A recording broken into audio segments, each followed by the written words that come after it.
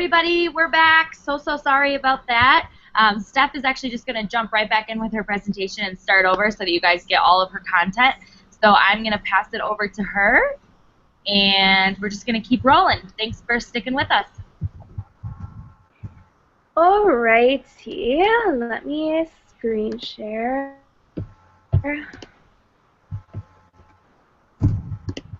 Okay, can everyone see my slides? Yeah? Everyone froze. Yes, okay. Alright, so I'm just going to start over. I didn't even introduce myself last time, so I will do that now.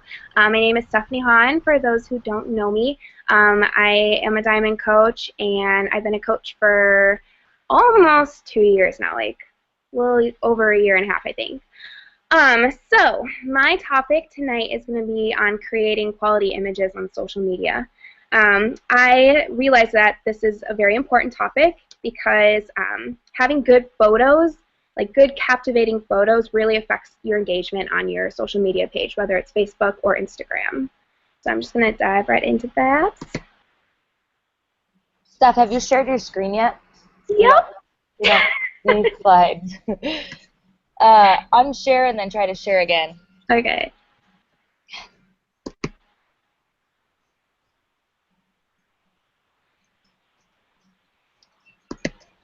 My computer is super laggy for some reason. Okay.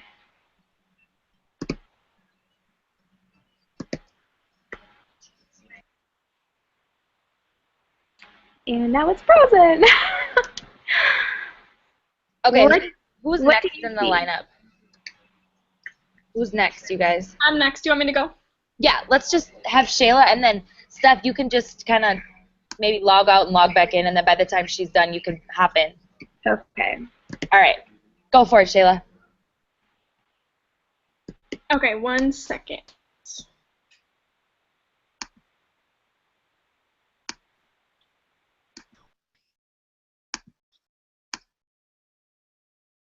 Is that good?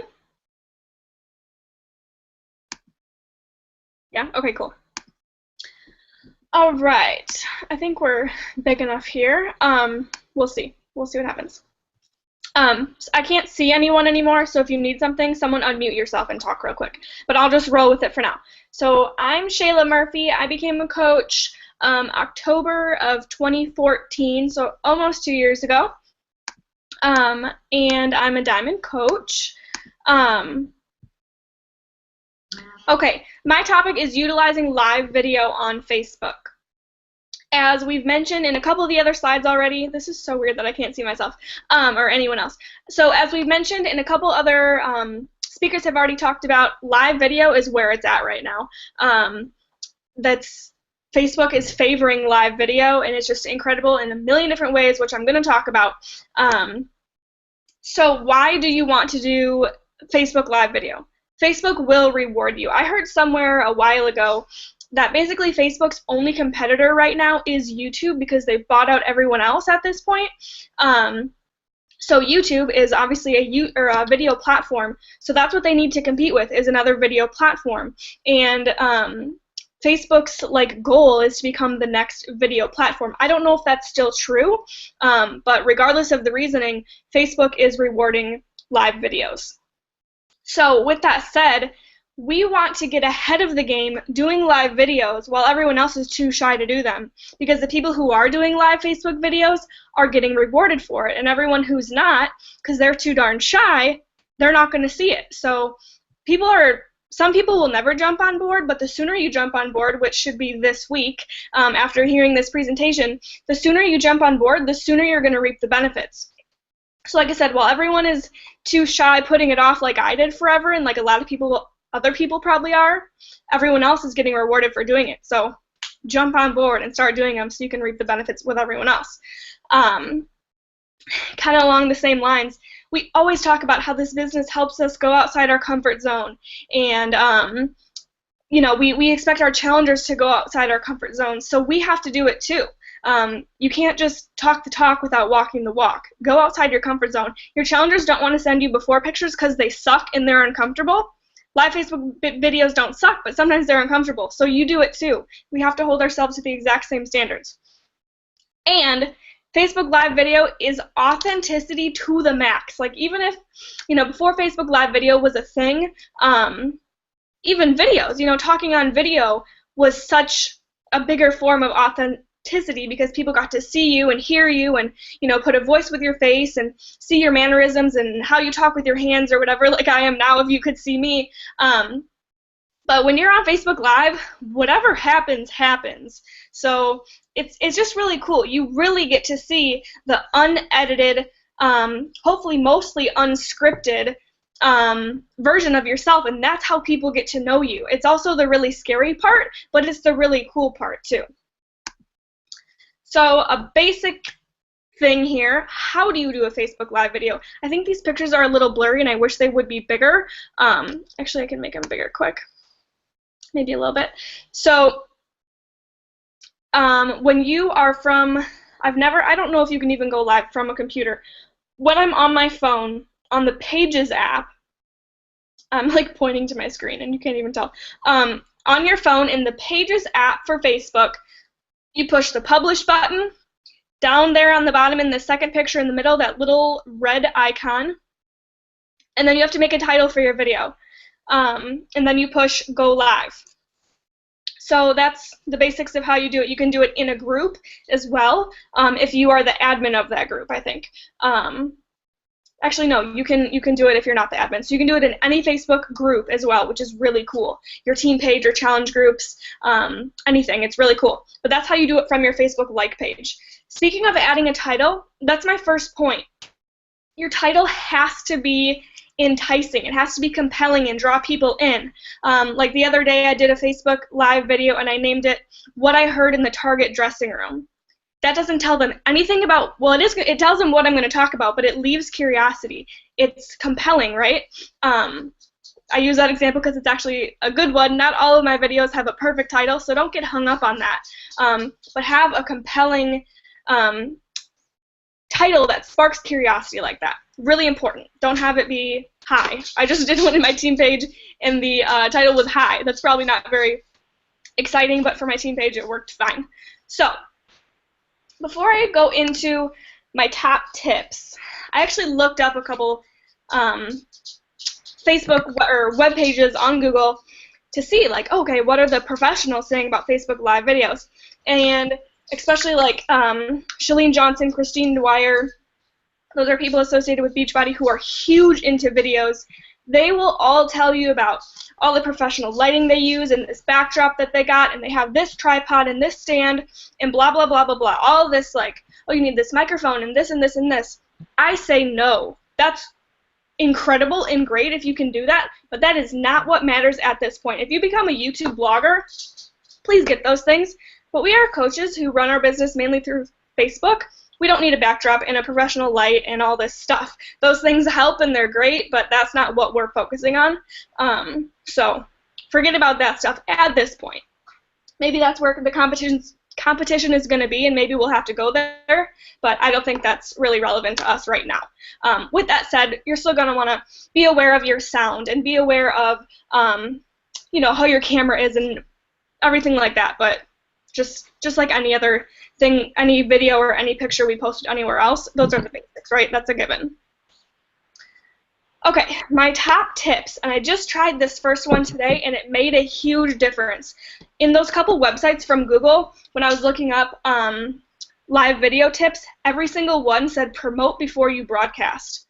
So I had never done that before, and I did it today. On a different platform, it doesn't have to be on a different platform, but on a different platform, on Snapchat, I said, hey, I'm going live on my Facebook page in a couple of minutes. Come join me. And I gave my Facebook link. For the first time ever, as soon as I went live, I had 54 viewers. That might sound insane. That might sound pathetic depending on where you're at. For me, that was huge. Usually I have to wait a few minutes to even get like 3 or 4 viewers. So even prompting it like that and promoting it just a couple minutes beforehand made a really big difference. I'm not going to do that every time because I don't want to use my Snapchat just for that purpose, but every now and then, especially when you have a video that you want to make big, which is all of them, but when you have a really important video, That is such a cool idea. And you can even post it right on your Facebook page if you're not using another platform. Hey, I'm going to go live in 1 hour. I wouldn't do it more than an hour or two beforehand because you don't want people to have to wait around forever. But I did it like 2 minutes on my Snapchat before I went live on Facebook, and it was so cool. So next point here, be sure you have a strong internet connection. Everywhere, all the websites said the same thing, and I have experienced that. I thought it was just because I live in like the middle of nowhere and our internet is horrible, but it might be consistent with just Facebook Live video. But if you don't have a strong enough connection, Facebook's not even going to let you go live. You'll notice that it just won't let you do it. Hey, Shayla? Yeah. Can you try to re-share your screen? It looks like your slides disappeared or something. Oh, good. Okay. So maybe like end it and then retry again. Okay.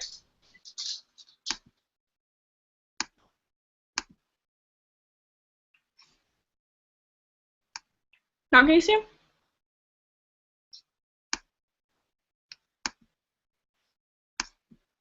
Can you see him on the left at all? Yeah? Okay, cool. Okay, let me know if that happens again. Okay, so your internet connection needs to be strong. However, if you lose connection, don't lose your mind. That's just what happened here. We just lost connection, so should we just throw our hands in the air and forget it? No. Figure it out. Come up with a plan B. It's where you wing it when you're on Facebook Live, so you gotta figure it out. Like one time I started a Facebook Live video and my dogs were barking the second I went live. I stopped it immediately because I don't want to be like that commercial that's all of a sudden really loud in someone's ears.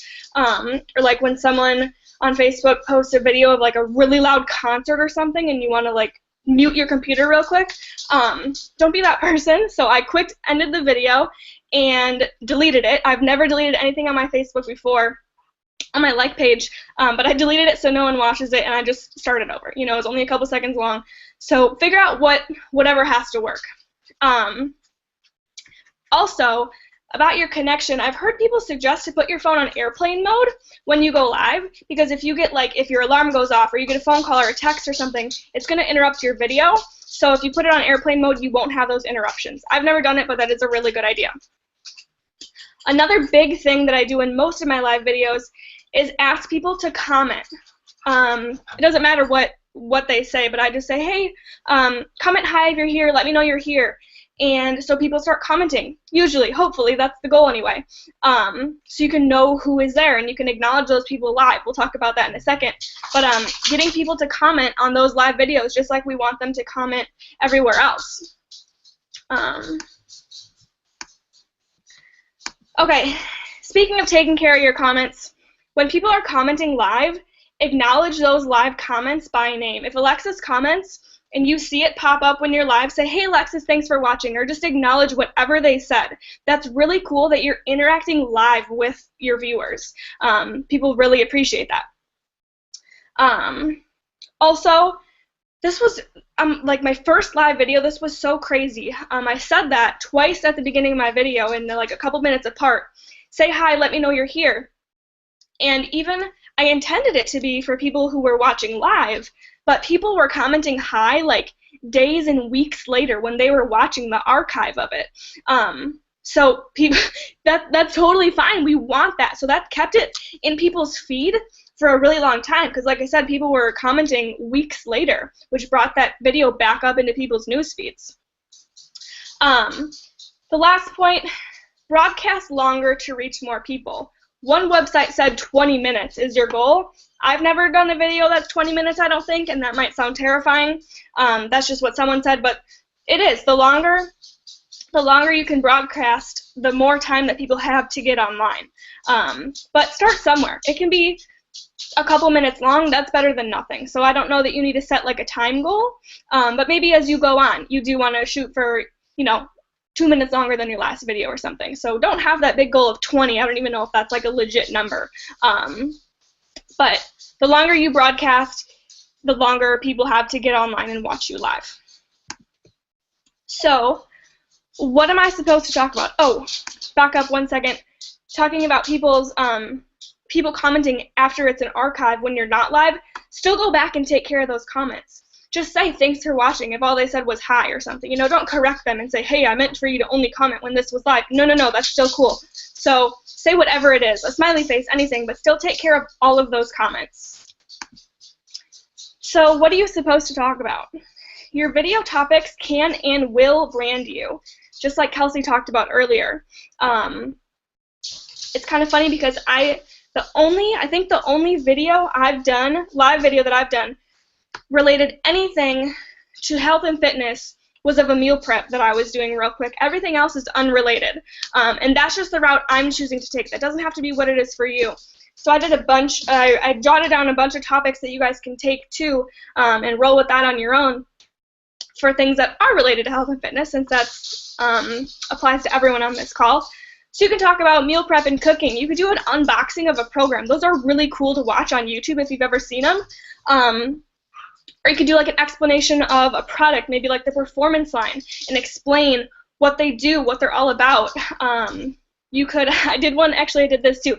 I did one at the grocery store. I compared a couple things, which was really cool in the grocery store. I know people have done like tours of their grocery store, done a little like grocery store tour, or like a tutorial kind of, how to shop at the grocery store.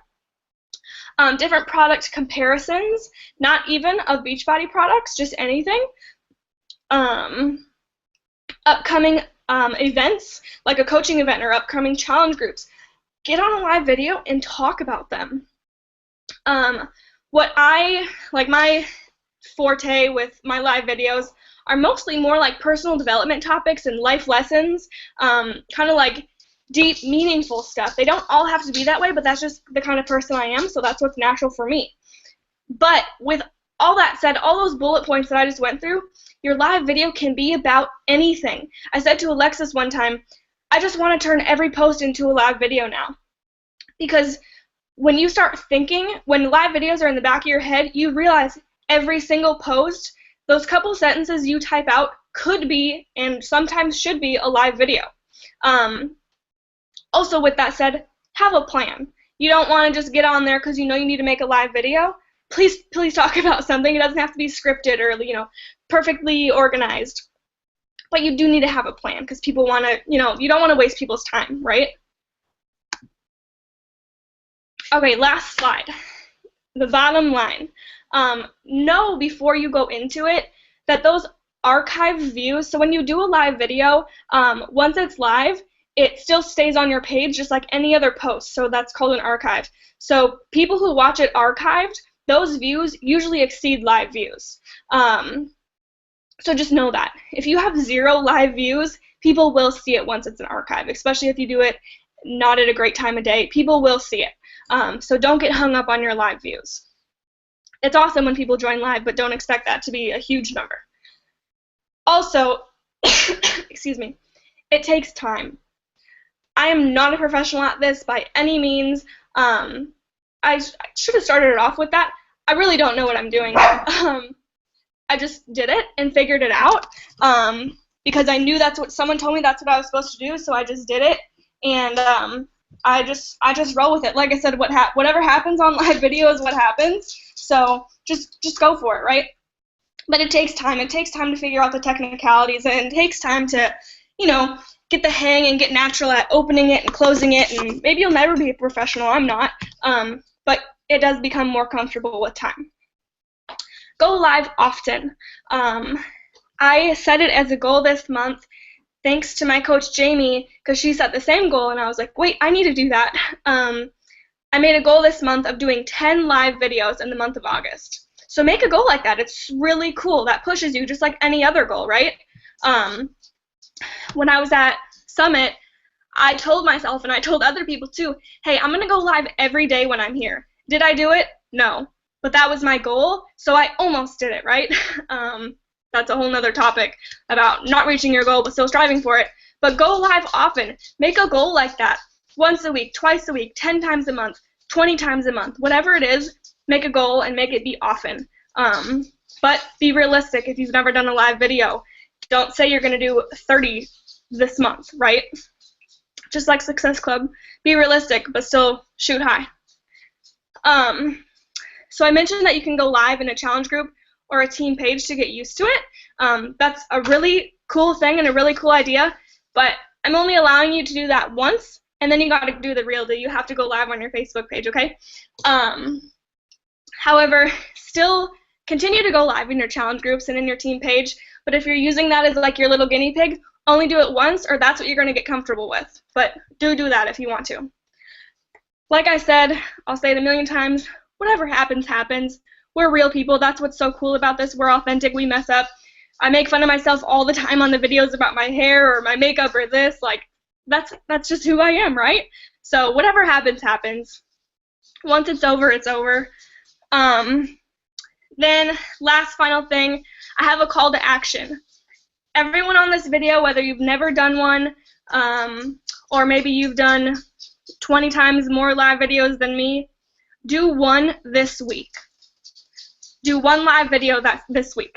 That's my call to action. I hope everyone accepts it. So that's all I have. Let me stop sharing my screen. I hope we're done. Now, next up is going to be Shauna O'Malley. She's going to talk about forming. So take it over, Shauna.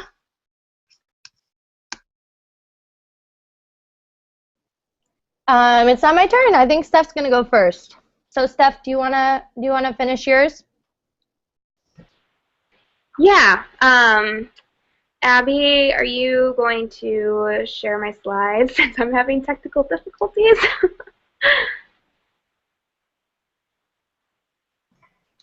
Okay, hold on here. I'm screen sharing. Can you guys see this? Can you comment if you can see this stuff, or can you? All I see is you. You see me. You don't see what I'm sharing. But I don't think it matters what I can see because mine's really messed up. Can one of the other presenters comment if they can see what I'm sharing? It's not up right now, Abby. It just shows your face. It was there for a second, but it's not there now. Okay. Thank you, Jennifer. Let's see.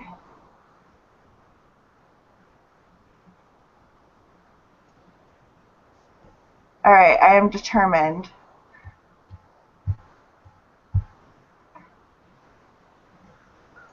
Okay, can we see it?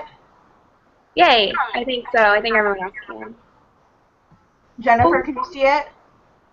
Well, mine is a little bit delayed on YouTube, so I don't see it yet, but that doesn't mean that it's not there.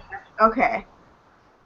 Nope, it's there. I see it now. You're good. All right, perfect. Steph, let's roll. All right.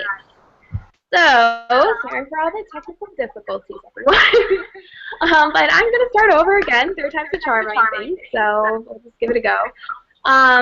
So, my name is Stephanie Hahn. I'm a diamond coach. I've been a coach for about 1.5 years, a little over now, I think.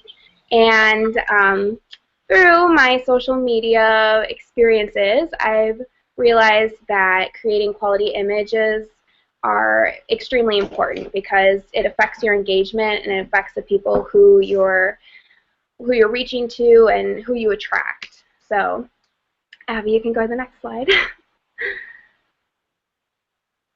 Okay, so I really like this Andy Warhol quote. I never read, I just look at pictures because, I mean, how true is it? Like, everybody looks at pictures versus reading things. So if you have a captivating photo, it's going to attract people to actually read what you have to say about the photo.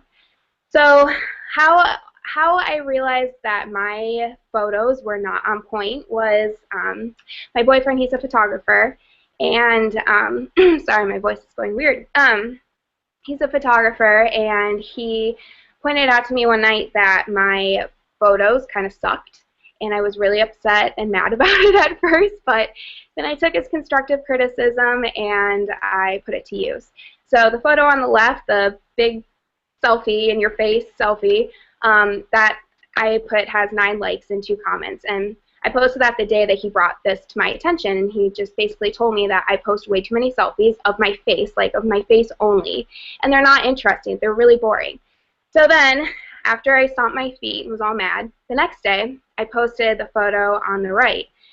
So I just showed more of my body, and it wasn't just, you know, in your face. And that obviously got a lot better engagement. I got 25 likes and 8 comments, and it just kind of blew my mind, and I had to, you know, say, okay, you were right.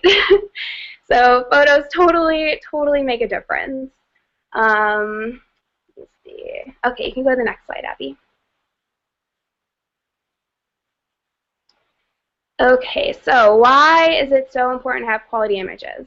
Like I said, it captivates your audience and it sparks interest so that people actually read what you are posting about. So if someone has a boring photo or posts the same photo all the time, like how many times have you just kept scrolling and like you didn't even read to see what they wrote about? I mean, I personally feel like it happens a lot, and I used to do it all the time. So I really try to switch up what I'm posting about, like what images I attach to my content. You want to pick photos that are more pleasing to the eye and something that is attractive and it makes people want to read about it. So let me see. So the quote that I have on there is, it was a statistic I found. When people hear information, they're likely to remember only 10% of that information. Oh, I have a typo, sorry. 3 days later. However, if a relevant image is paired with that same information, people retain 65% of that info 3 days later. And I think that's very true because I know if I see a picture and it's like a really captivating photo, and I'm more likely to remember the image along with the text that went along with it versus like a really boring picture that is kind of like irrelevant to what you're talking about, or, you know. So in my photos, the ones on the bottom, I really like to take pictures of my food. So I just have a clean background, and that's kind of like one of my main things is I try to keep a very clean background, and I like to have things proportioned in the photo. You can go to the next slide, Abby. So ways to improve your images. Like I said, have a clean background and use natural light whenever you can. I also like to coordinate my colors. As you can see, I pick a palette with my photos and I try to roll with it. And I'm not consistent. Like I don't stay like I don't have like reds as in my pictures, or if you see like people's Instagram accounts, like they'll have like blue as their like theme. So like all the way through all their pictures, it's like a tint of blue. I don't do that. You can. I think that's really cool, and it's really stylized, but I'm too like ADD for that. So I just try to match match colors in my photos. The one on the left, that just shows like a really clean background. Again, I have a table that I usually take a lot of my photos on, or as you can see, like my deck, I use the ground for that. And it looks really weird, like when people see you taking photos of like your food or something in a weird spot. It's usually pretty weird, but you get good photos out of it. But using natural light and a clean background is huge. Like there's small changes, but it's going to make a huge, huge difference in your photos.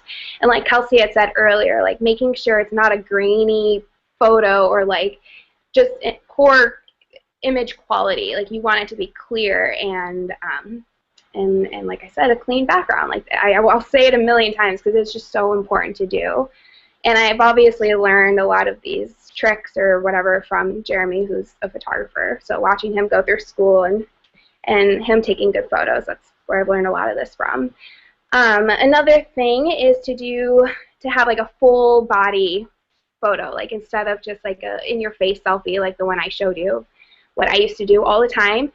People want to see your body. Like I was studying a lot of Instagram pages, and they have like people who have a lot of followers, and I was just studying what they do to have people attracted to their photos, and I realized a lot of it is just like they show their body, they show like not really what they're selling, because I don't really do that a whole lot with like Shakeology or anything, but just like what they have to offer. They show it a lot, and they show their food and like make it really pretty looking. So like I said, it's just really has to be something that's really appealing to the eye. You can go to the next slide. Okay, so I like selfies. I love taking them. They're fun, but I'm going to be honest with you, and it just drives me insane when I am looking at somebody's page and I see that it's all selfies, like selfie, selfie, selfie. Like you scroll through it and they are all selfies. And I'm not trying to like pick on anyone or anything, but it's a pet peeve of mine. So I just think that it's really important to add variety in your selfies. Like there's no problem taking selfies, but just add variety in them. So you don't have to have just your face in it. As I've shown here, like I'll set my phone up on like lean it up against something, and I'll put a timer on, and I'll like pose. Like I do that a lot. Or I'll take a mirror selfie, or I'll do like the one on the far right. Like I set it on a timer, and it was kind of like a funny selfie. So just like add variety into it, and but like selfies are good, but you can, and like I said, make it lit well. Like natural lighting is going to be your best lighting. And if you can flex, or like have an action selfie of you like working out, and then set your timer, like anything like that, it's just it makes it way more exciting and more appealing for your audience to see. But selfies are good. You just got to do them right. Okay, you can go to the next slide, Abby. And then finally, just be you. Mix it up. Selfies are okay. Food is okay. Just put thought and time into all of your images that you're posting. I see so many times like people will just post something random, and I've done it too, when I'm like, I don't know what to post today. I'm really uninspired. And then I just won't post. But like Abby said, that's really bad to do. Like you have to be consistent. So I mean, just think of something. Sometimes I'll put topics in my phone of something to post about when on these days where I'm really uninspired, and then I'll go from there and I'll create a quality image. But just always express yourself and make sure that your text is significant to the photo, and always add your personality. As you can see, my cat is a big part of my brand and my personality, and I really love pizza. It's my favorite food. So that was my like funny selfie. So I guess that's really all I've got. Just a clean background, natural lighting, and just switch it up, and it makes everything 1,000 times better. It's really easy. You just, like I said, put more thought into it. And that is all I've got. So I'm going to pass it on to Shauna now.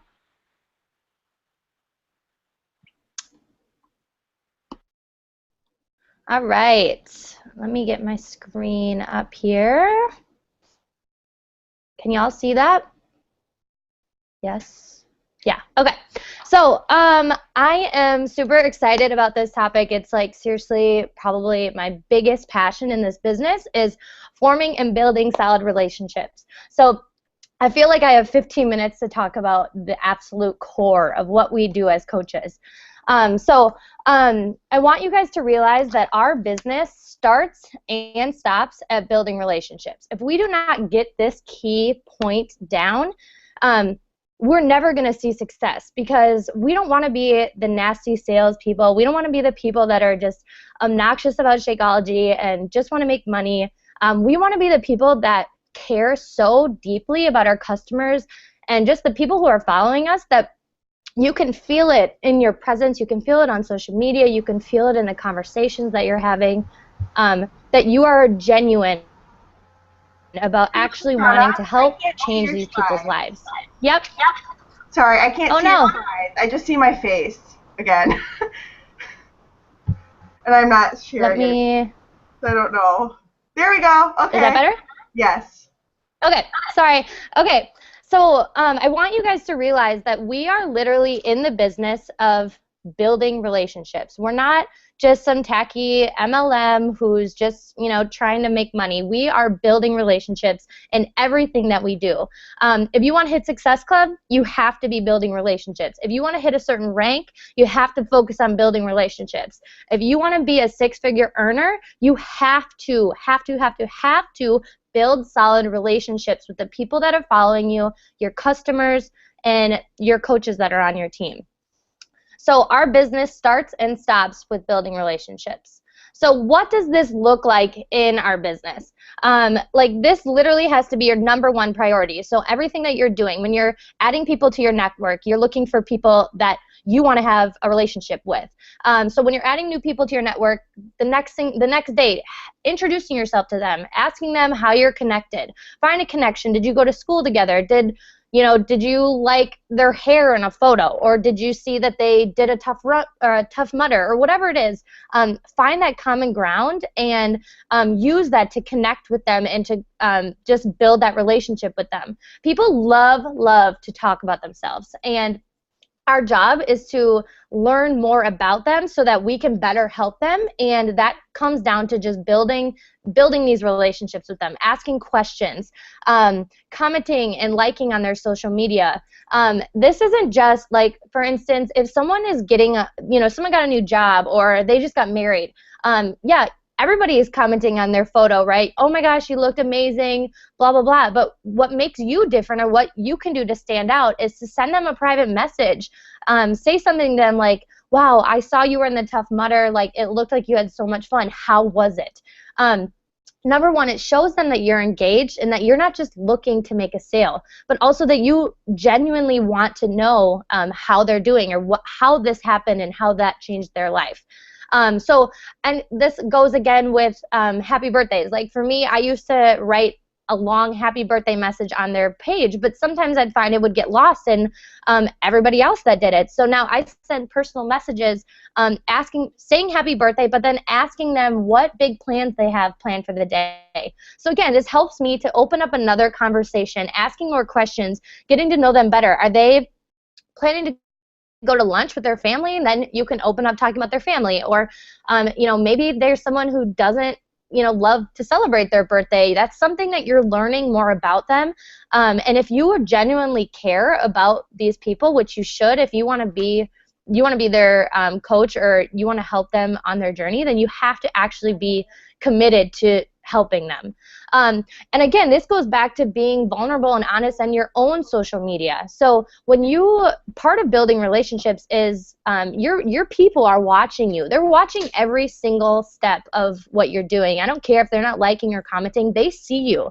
And it's so crucial that you're being vulnerable and open and honest. And everything we've learned tonight about social media, putting all these practices into place is going to help you to build better relationships and better connections with the people that are following you, so that when they do come to you, you already know them. You get them because they're your avatar. You get them because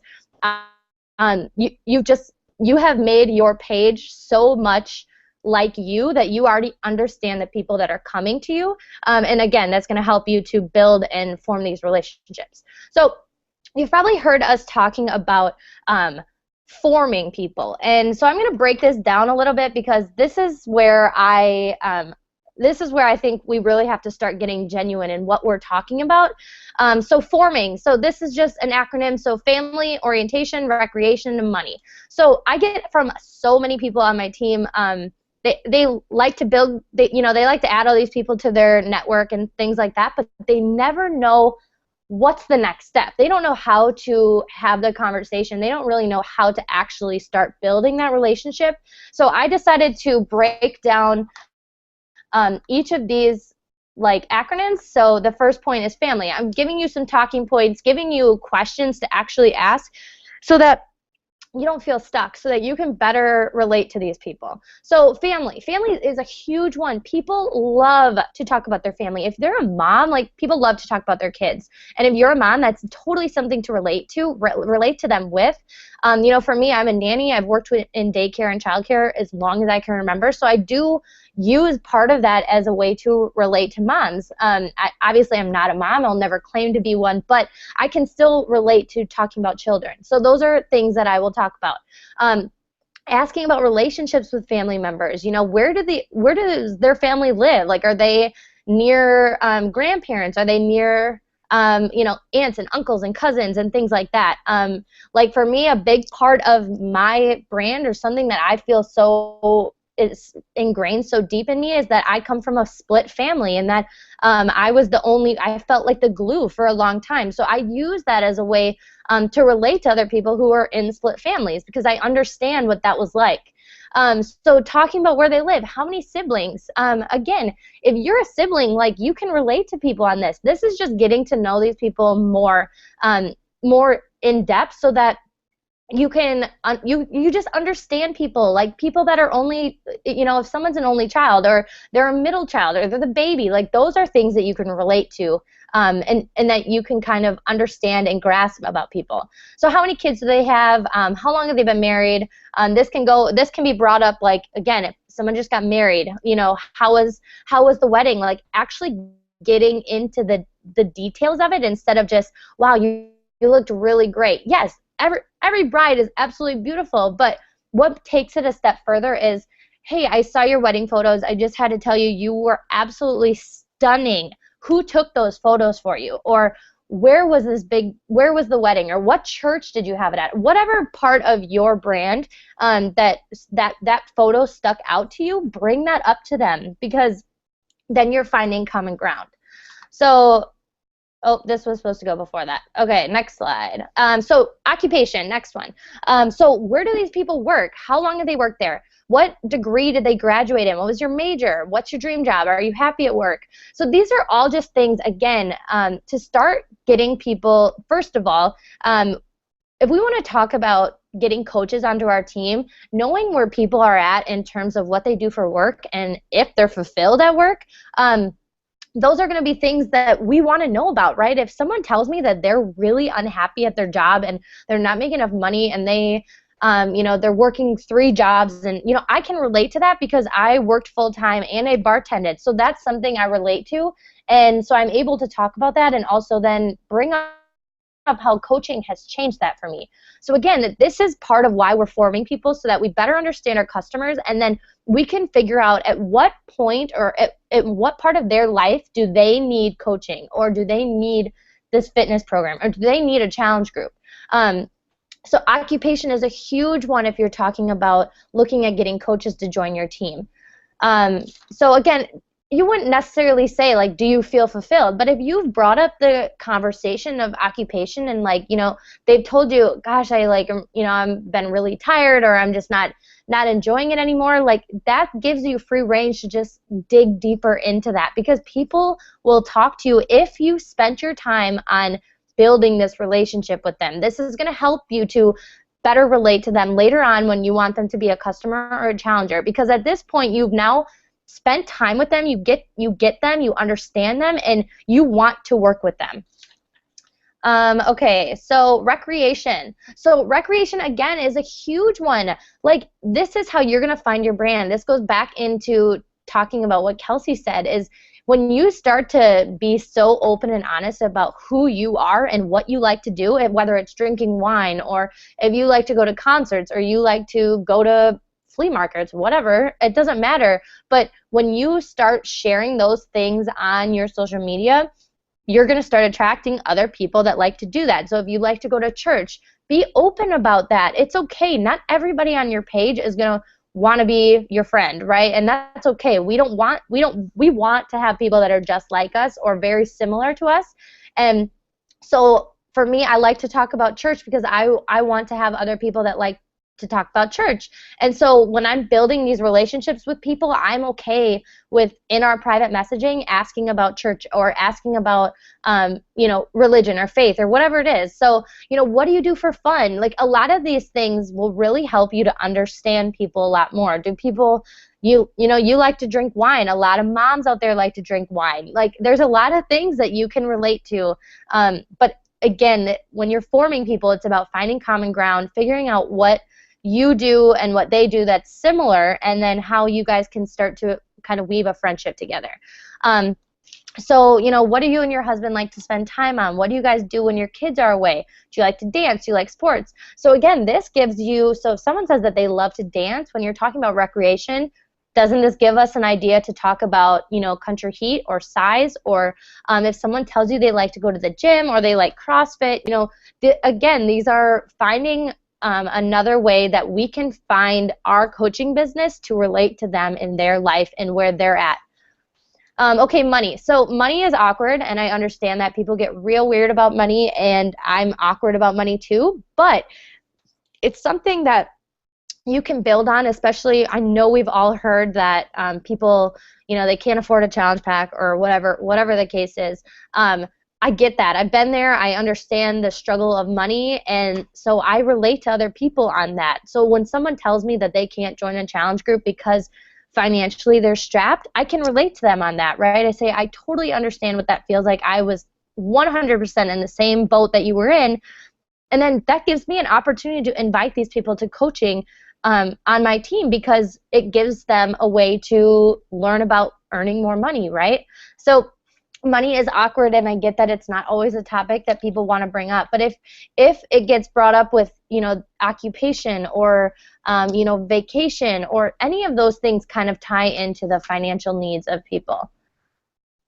And then the key to this is adding new people to your network. So we have to be continuing to add 5 to 10 people to your network every single day. I don't care if you skip other stuff. If you're not adding people and you're not sending invites and getting to know more people, you're going to flatline. You're going to run out of people to talk to. You're going to run out of prospects, and just the people that you want to join your team, they're going to flourish, or they're going to go down. And so if you're continuing to add new people, starting the relationship with them, beginning to build that just by talking, just getting to know them, asking them to follow you on your fitness page, sharing your stuff on your personal page that you do on your fitness page, or vice versa.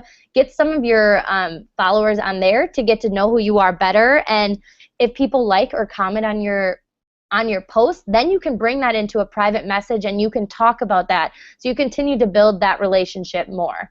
So I kind of already broke down these examples. One of the big ones that I do, if I've added a lot of people that I went to college with that I don't really know, or I've kind of known, but we had mutual friends. So I'll say something like, hey girl, thanks so much for adding me. I saw we had a ton of mutual friends and thought that I recognized you. Did you go to UWO too? So this is something that we can relate on, because we already have a ton of mutual friends, and most of the people I do recognize, did we go to college together? College, there's so many things that we can talk about, but that's our common ground, is that we went to Oshkosh together, and now we can build off that. I can talk about major. I can talk about what they're doing post-Oshkosh life. I can talk about the things that they did in school that maybe we can connect on. So when you do things like this, you're always ending with a question. It gives them the opportunity to tell you as much or as little as they want. And then your job is to continue to build that relationship by asking more questions. Don't letting the conversation just end. If they say, yeah, I went to UWO too, I'm not just going to say, oh, cool. Like, I'm going to say something like, oh, what year did you graduate in? Or our mutual friends are really weird. I don't know, what major were you? Or whatever you want. So another example would be, again, I talked about this. Hey, girl, I saw your wedding photos. They're absolutely stunning. Who did them for you? So if you're like a new bride, or you're engaged or something, this would be a great way to start building on that, so that you can start to relate to other brides and other people who are engaged or planning whatever. So the last thing is that when you start asking questions about people are going to start asking you back, and that's perfect. That's fine. We want them to do that.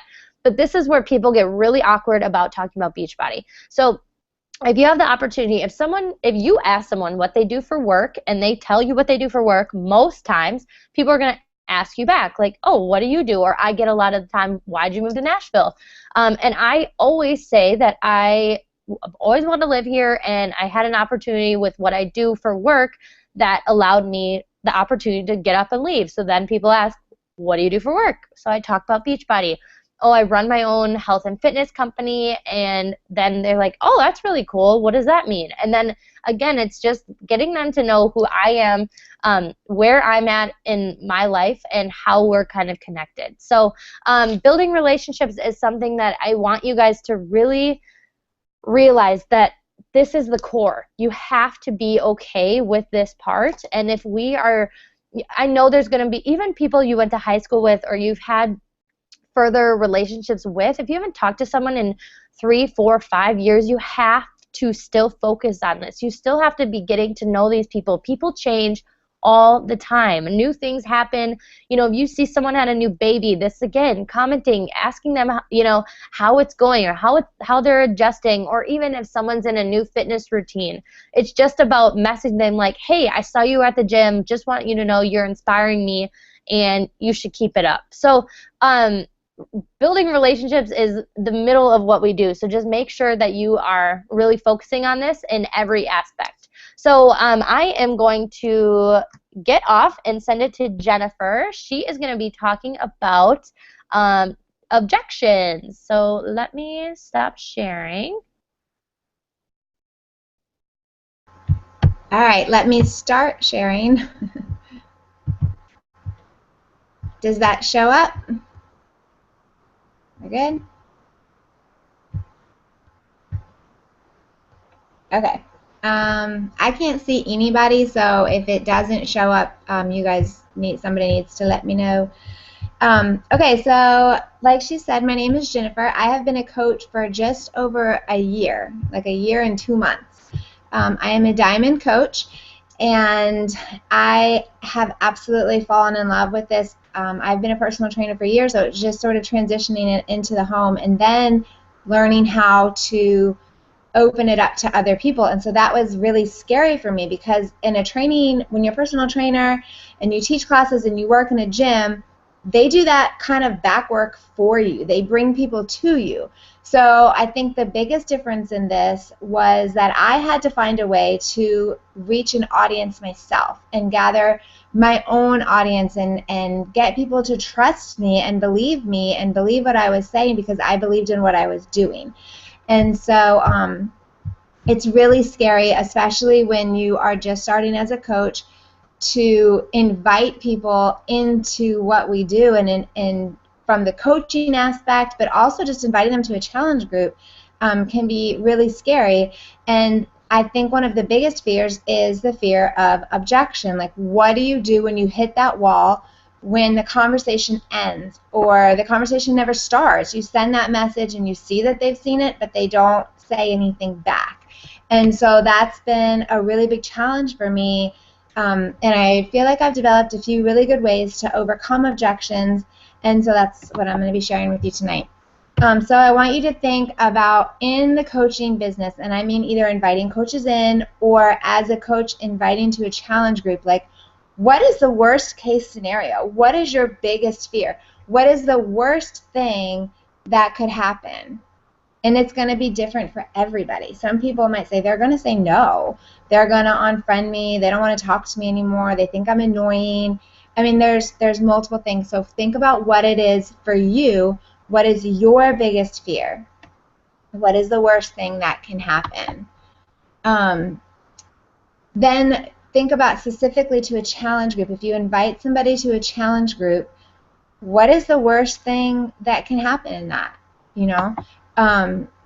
Caleb Thomas has a great video that I'm not going to share tonight because of time, but if you've never seen it, look it up on YouTube. It's called Fear of Inviting. It's hilarious. It's such a great video because it's true, and I love that Caleb Thomas takes things that coaches are feeling or thinking, and he makes it funny. Like, he makes it everything that you'd want to say but you don't want to say out loud.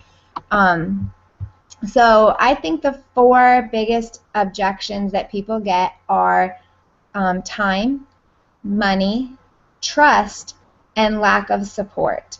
You're going to hear that, well, I just don't really have time to work out right now. It just doesn't fit my schedule. I don't have the money for a challenge pack. Are you kidding me? $140? There's no way that's happening right now. And the trust, they may not come out and say, no, I don't trust you.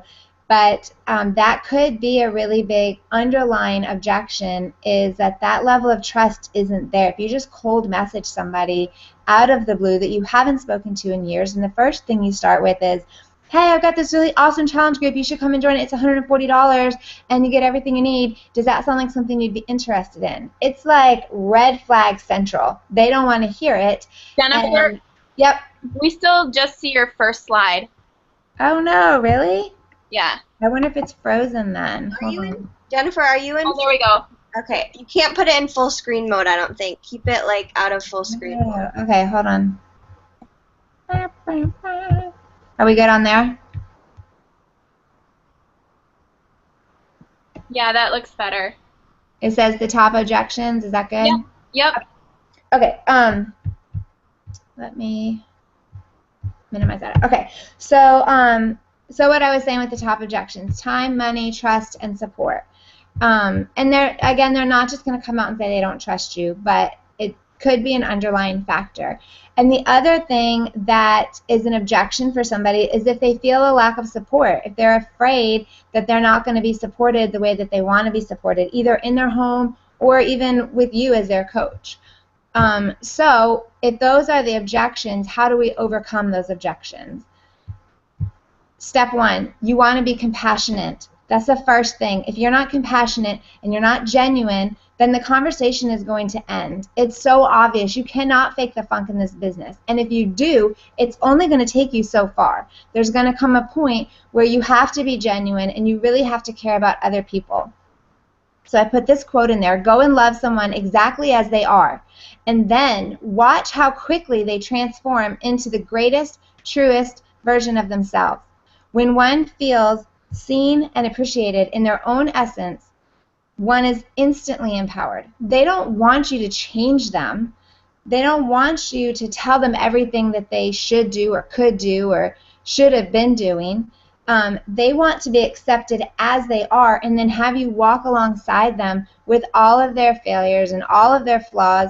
They want you to be compassionate to them. And if you're not a compassionate person, then you are in the wrong place. So you might as well just log out and go somewhere else, because this is not the place for you. This is a business about compassion and helping people to become better, not judging people for where they are. So that's step number one. You have to be compassionate, and it has to be genuine so that they feel that compassion. Step number two, find a common ground. So I gave you all of those things that people will use as an objection. You need to find those common grounds. So maybe your objection wasn't money, but if you can be compassionate to somebody of something that maybe you wanted that you couldn't afford, so maybe $140 isn't a big deal to you. So saying to them, listen, if you don't have $140, you need to reevaluate what you're doing in your life. Well, that's not going to get anywhere. What you want to do is find something that maybe you wanted to do in your life that you needed money for, and you had to kind of rebalance in order to obtain that thing. Use that background, that story, to find that common ground and say, you know what, I completely understand how $140 is a lot of money to ask right now. Or I understand what you're saying about time. I have 3 little kids. I work full-time. I homeschool. Like, I get it, the time issue.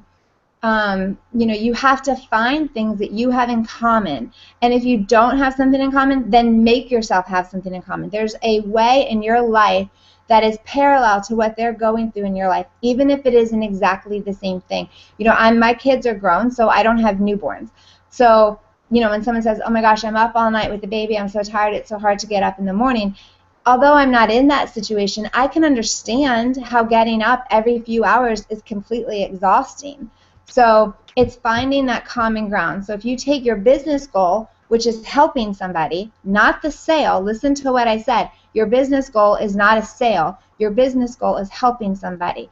And then you take the human potential, which is what that client or that customer is able to do, and you mix them together, and you find in that middle that creative synergy where they're like, oh my God, she totally gets it. She totally understands where I'm coming from. I didn't even know that she felt that way, or I didn't know that she ever had any of that going on in her life. That's where that synergy, and then you make that connection. So you've been compassionate with them, you've found something in common with them, and the next step is to be relatable. They don't want to feel like you're on this high tier and you're looking down on them. So I absolutely loved this, and I just think this fits so perfect. It says, right now, someone is waiting for you to share your story so they can have the courage to share theirs. I mean, if that doesn't fit what we do, there's nothing that does. Because if we can find that compassion for somebody and we can get on the same level as them so that they know that we understand where they're coming from and we share our story with them, then it opens them up to be like, wow, I didn't know that you had those same struggles as I do. How did you overcome that? And then, boom, you roll into how did you overcome that? And that's where you roll into the programs and the coaching opportunity and all of the other amazing things that we have. Step 4, find a solution. When in doubt, tacos. False. When in doubt, investigate the cause and attempt to find a solution. Although it would be nice to be able to turn to tacos on a regular basis, that's not really going to help us. So what you have to do when somebody says no to you, or somebody says not right now, or somebody's coming up with a million excuses why they can't do it, then you need to investigate the cause. What is really going on there? There's something else behind that. And if you can dig deep and keep that conversation going by sharing your story, by walking alongside of them in their struggles, then you will find that solution. And that's your job as a coach, is to find the solution to fix their objection, to debunk their objection. Step 5, share your story. Why should you share your story? It's exactly all of what I just said. Number 1, it creates a connection.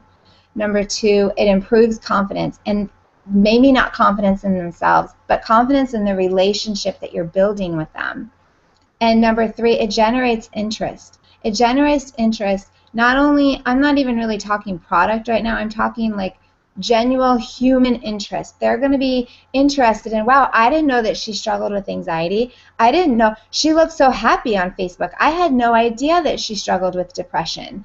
And then they're going to start to follow you. So even if in that moment that sale doesn't happen, it generates interest in them following you. And then following you, they're going to see like, wow, she gets up every day at 5 o'clock and reads Miracle Morning. Whoa, that's actually changing her life. Maybe I should try that book. Well, she gets up every morning and works out. Let me see. Maybe I'll follow her and see what workouts she's doing. It's going to generate interest. And the part in red is absolutely 100% the most important thing, which is to be authentic, but have a filter. Be authentic, but have a filter.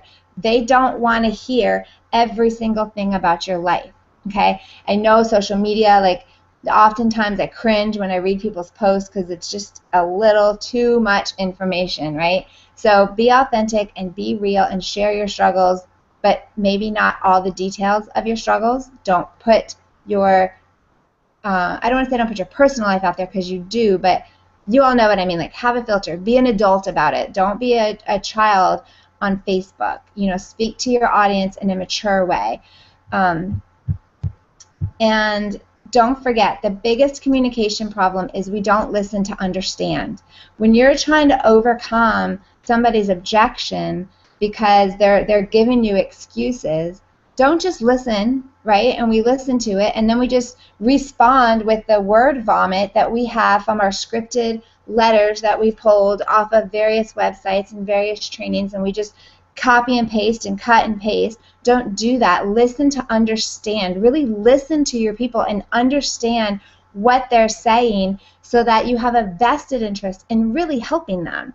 Really, really helping them, because you know what? The bottom line is, maybe the program isn't what they need right now. Maybe what they need right now is for you to check in every single day and make sure they got out of bed in the morning. Maybe what they need is for somebody uplifting to be in their life and somebody supportive to be in their life. And the sales and the other things, that will all come because you're going to have that relationship. But you have to build that relationship, figure out, you know, where their struggles are. Okay, hold on. Sorry. Okay, so that's really what I have on that. You guys, you have to love what you do, and you have to love the people that you're with. If you don't, then you just need to leave. You need to go somewhere else, because it's not going to be successful for you in the long run. I'm going to go because we're running over anyway, and I cannot wait to hear what Lacey says. She's going to be coming to you about being resilient in your business, which is just a great flow. So take it over, Lacey. Okay, so we've all been on this call for like 2+ hours, so I want everyone to stand up and just like stretch for a second. I know I need to. So stand up and just stretch. Get your body going. Okay, so I'm very passionate about what I'm going to be talking about, and I've had a lot of coffee. So, let me share my screen.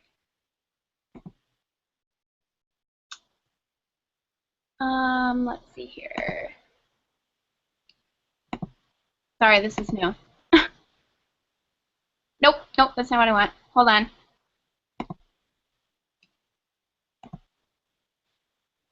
1 second, guys. Sorry. Why isn't this working?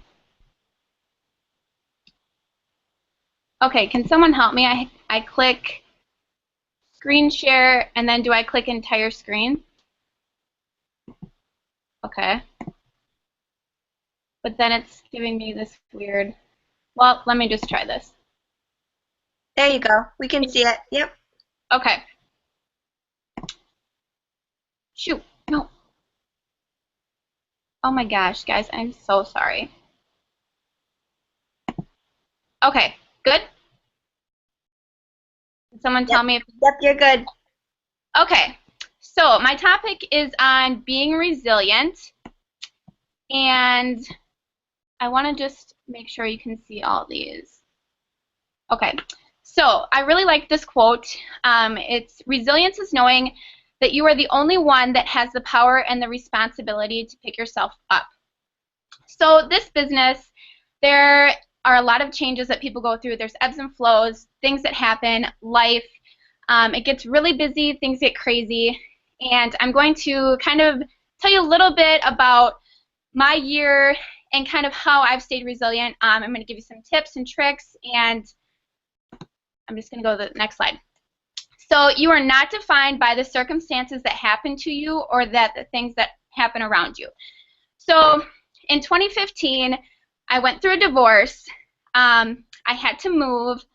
I became a single parent of twin daughters. My girls are 4, so if you have a toddler, you can relate. If you don't have a toddler, someone told me they're like walking middle fingers, and they are. I went from a 2-star diamond to a diamond to a 1-star to a diamond. My rank's all over the place. I'm working on that. And if you've ever read the book, You Are a Badass, it talks about something called the resistance. And basically, it's life and the universe testing you and pushing back at you and seeing how long you're going to stick it out and how hard you're willing to work for what you want in life. And so those are just some things that I've been thrown this year. You know, and I also deal with anxiety and just, like, I have a crazy life and I deal with a lot of stress. But today I'm going to kind of talk to you how to deal with all of that and how to make it work in your business, even after all of these things that are being thrown at you. So, I don't know why this is this way. I wonder if I can get rid of this. Well, there we go. Okay, so overcoming obstacles. So hard times are usually a pivotal point in your life that is going to shape you and make you stronger. And what if that obstacle in your life is something that someone else, you know, maybe following you on your page is also dealing with, and it's something that they need help with? You know, everyone has kind of talked about being true to yourself, and if you were at Summit, Shaun T really talked about being truthful and just being true to yourself and not lying on your social media page and just being very transparent. And that really stuck with me because for the longest time I was hiding that I was going through divorce, I was hiding that I was depressed and that I was dealing with anxiety, and I was hiding all of these things. But I found that once I opened up about them and I was transparent, that I have all these people reaching out to me and showing me support and giving me love, and it's like, you know, I'm not searching for sympathy by any means. I'm just trying to be transparent and open with people, and I think that's what you need to do, and it's going to help create who you are, and it's going to attract people that, you know, can connect with you, and you're going to form those relationships, and, you know, they're just going to resonate with you, and you can just kick ass together, right? So your thoughts create your feelings, and in the end, your reality. So this has a lot to do with mindset, which I'm going to touch on later.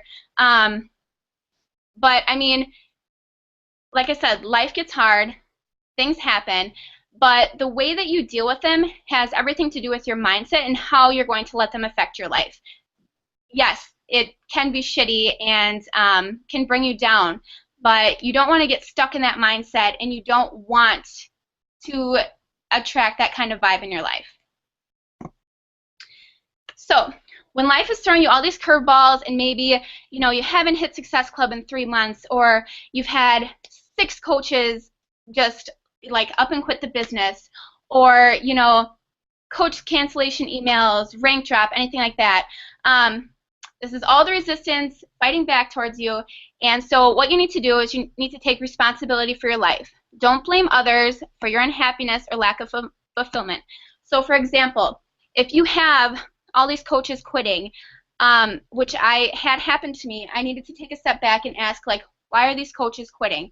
What can I improve on, and how can I put more value into my team and make these coaches want to stay?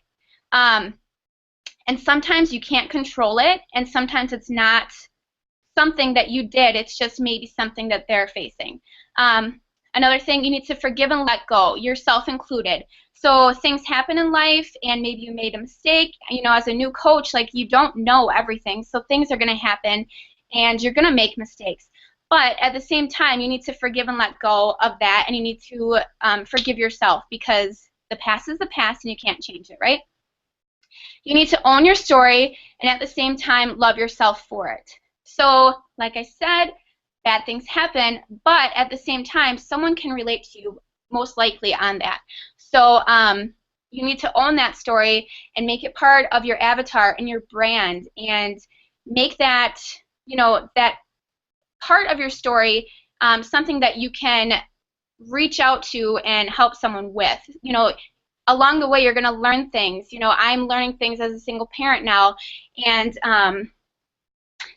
like, my ex and I get along really well, and so I'm very thankful that way. But I try to, when I'm talking to women, I try to relate to them on that aspect if they're going through things like that in their life.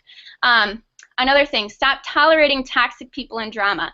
So maybe you have coaches who are really, really bringing you down, and maybe they have every excuse in the book, and they are just oozing bad vibes, right? So what you want to do, you don't want to tolerate those people, and you don't need to. That's just extra drama in your life that you don't need. And like Alexis has said before, you can't control the uncontrollable, and those coaches you can't control. So you need to stop tolerating them and just let them go. You need to step out of your comfort zone and go after what you want. So this is just going to help you kind of kick the resistance in the face, right? You need to have goals, non-negotiables, dreams that you need to strive for, and you need to have a really powerful why that is going to get you out of bed in the morning, and it's going to help you fight the resistance that's going to be pushing back towards you. I love this. Turn your mess into a message.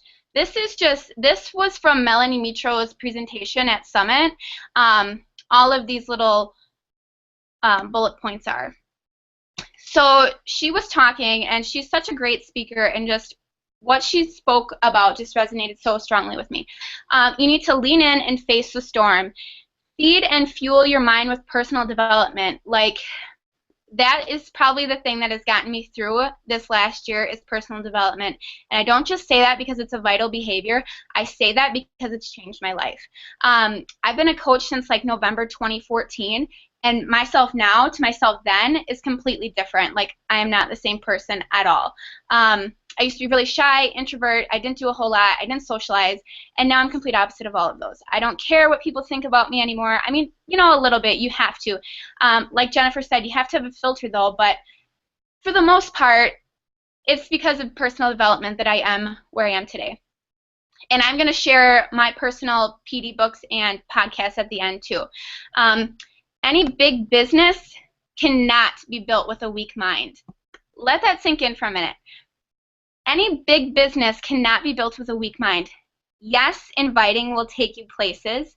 Yes, working out will take you places. But if you don't have a strong mind to deal with all of the things that are going to be thrown at you, all of the no's that people are going to tell you, all of the resistance that you're going to face, you are going to quit. You need to have a strong mind. You need to focus on your personal development each and every day. And I promise you, it will make you a better coach. It'll make you a better leader. And it's just going to be just a game changer when you start focusing on personal development. Excuse me, I need a drink of coffee. You need to lead with a purpose. Be clear with what you want to do and where you want to go. Set realistic goals. So this goes back to your why. When people are telling you no, no, no, no, and an occasional yes, you need to just be in tune with your why. And your why will and it can change, but like post that shit everywhere. Put it on your bathroom mirror. Put it in your planner. Put it on your desktop background. Like, why are you in this business? What are you working for? What do you want to do with this? Like, I want to just be able to do whatever I want. I want to be a six-figure earning Beachbody coach. I want to be a successful leader for my team. I want to have financial freedom for myself and my family, and I want to help others do the same. So, you know, starting out, that's a pretty hefty goal, right? So from there, you need to set like action points. What's going to get you there? So set smaller goals and maybe even smaller whys to get you to this large why at the end. Leave your mark. Think about the action you can take to make your own miracle happen and who you can help. So with this, yes, we are on this awesome team of ladies, and I have to say that you have all been so supportive of me and have helped me through some really tough times, so I thank you for that. But at the same time, you need to make your own miracle happen, right? You can't always rely on your upline to fuel your business and get you ahead. You can't always rely on your coaches to help you rank advance. You can't always rely on your coaches to do their vital behaviors, right? You can't always rely on your challengers to do what they're supposed to do. So it's very important to check in, and it's very important to focus on yourself as well and make your own miracles happen. All right. So applying these to your business even further. Never, ever give up. And do not quit working the business entirely. Do not take, quote unquote, a break. I've seen so many coaches do this, and it's just, you know, they don't post on their page, or they don't post on their personal page, excuse me, or they take a break because, you know, life is just really hard right now. They take a break from their workout program because, you know, X, Y, and Z happened. No, do not quit, do not give up, do not take a break. I promise you that is the last thing that you want to do, and it's only going to be harder when you start back up. You know, like Abby said, you can schedule posts if you know you have a busy weekend coming up. And I'm not going to say I'm perfect because I have done this, and that's why I'm telling you this, to not do it, because it sucks coming back. You know, when I had shit going on, like, I noticed a lot of my coaches they watch you and they look to you as a leader. And I noticed, like, I was losing some coaches, and I'm like, you know, what is going on? And I had to take a step back and realize it was me, and I needed to up it, and I needed to up my game and to not take a break. So you just can't do it. You know, are you in this for the long haul? Because I'm going to tell you, it's not going to happen in 2 years. Or, you know, it might if you are Bonnie Engel and crazy lady working like a mad woman, but not everyone is like that, right? So just put in the time, 2 to 5 years. You know, be here in 5 years and see where you're at. Let's see here. Go back to the basics and ask for help if you need it. I really struggle with delegating tasks. Like, I really struggle with this. I feel like I need to be Superwoman and do it all, right?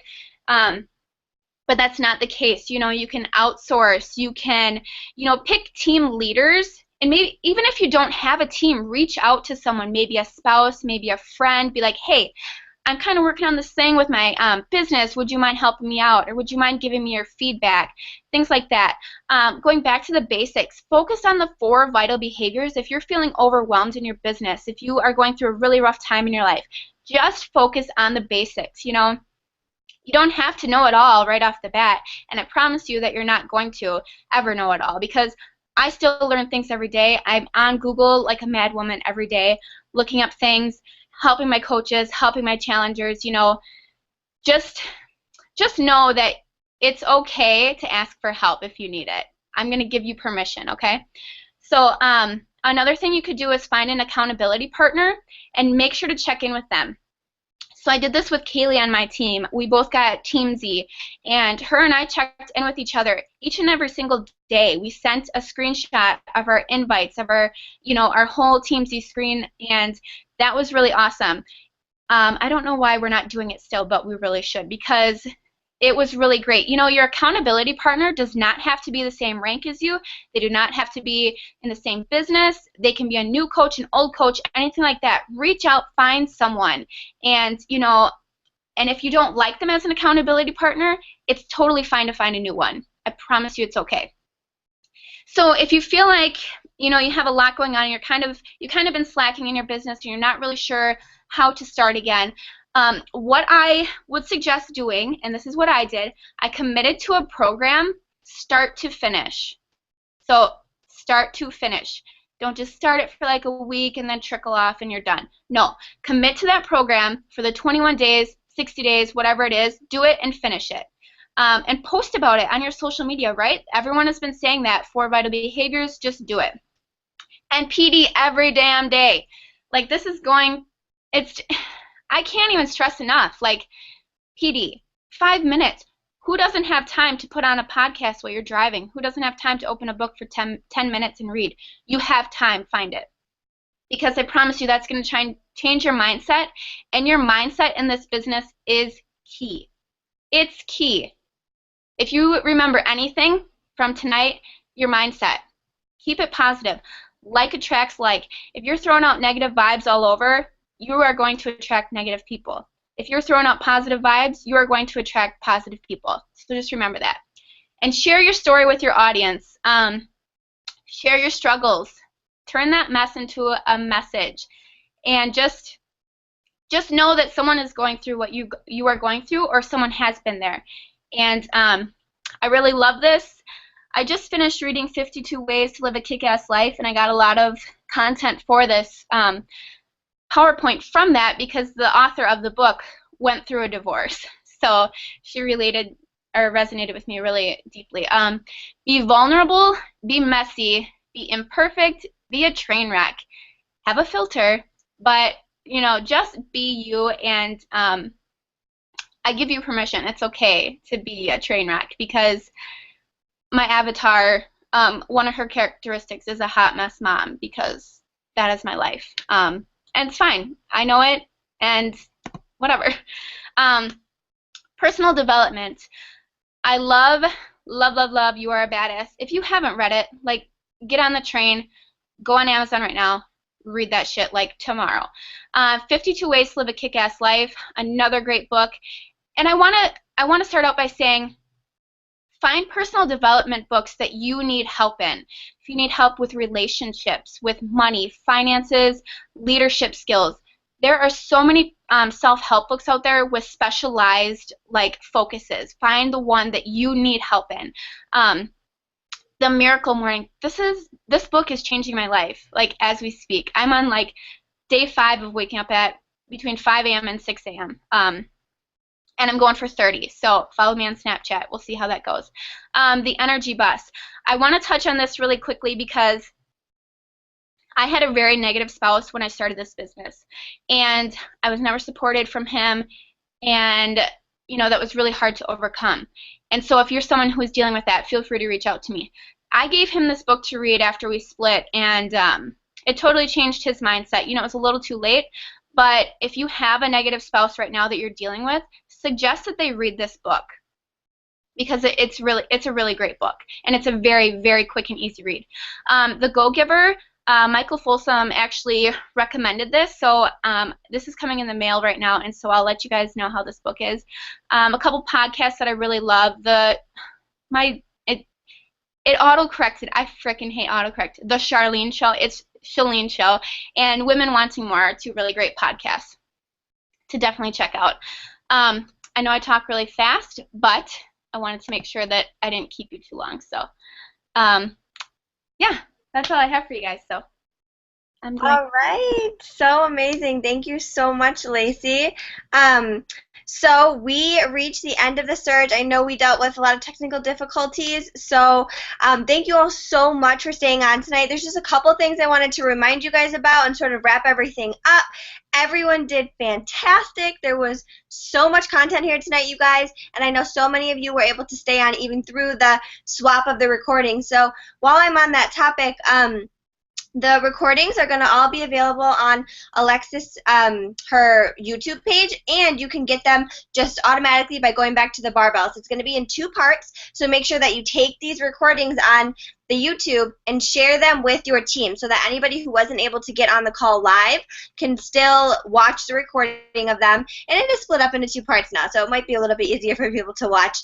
Anyways, second reminder, Matt Brady is going to be on the team call on Sunday, so next week. So invite your spouses to be on this call. This is an amazing opportunity for you to sort of show them what our team calls are all about, what you're doing every Sunday night, and to hear from a spouse of a really successful coach on our team, Alexis. So next thing, we will all share our slides with you so that you guys can all take notes on them separately, or sometimes I know people just like to take stuff off the slides. So those will all be shared with you. You might see some stuff going up in the file section. I know I'm going to be uploading a couple documents with resources that I talked about for my presentation. I don't know if the other ladies have anything like that or not, but I'll put some of that stuff in there.